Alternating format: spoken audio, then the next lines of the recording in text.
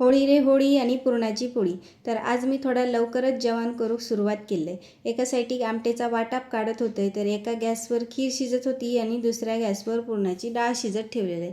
पण थोड्याच वेळात कुकरच्या लक्षणांवरून माझ्या लक्षात इला की कुकरला आपल्याकडून काहीतरी गडबड झाली आहे. त्याच्यामुळे मी क्षणाचाही विचार न करता गॅस बंद करून कुकर थंड हो फॅनच्या खाली ठेवून दिले.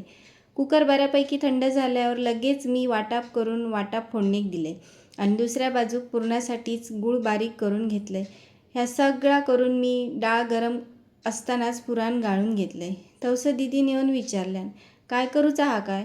तर त्याका म्हटलं, तू पुरण परतून घे, मी तोपर्यंत पीठ मळते. जेवणाचा सगळं कार्यक्रम आटपून मी सिंपल अशी तयारी करून नैवेद्यापुरतीचेच पुरणपोळी करून मी गोलाप्पा आणि आमचे साहेब होळीची पूजा करूक गेलो.